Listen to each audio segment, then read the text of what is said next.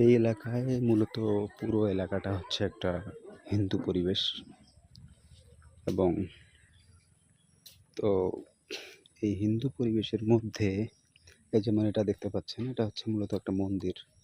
আর আপনাদেরকে যেটা দেখাইলাম একটু আগে সেটা হচ্ছে একটা মসজিদ এবং একটা মসজিদের একজন ইমাম, একজন মুয়াজ্জিন সবকিছু একজনেই।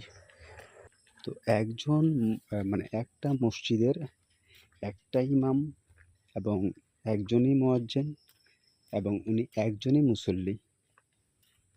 উনি একাই নামাজ পড়েন অথবা আজান দেন, ইমামতি করেন একাই।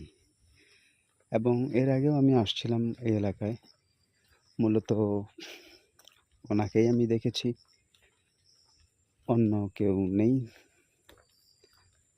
আর আমার ওযু নেই বিধায় আমি নামাজ পড়তে পারলাম না। ভালো থাকবেন সবাই। আসসালামু আলাইকুম।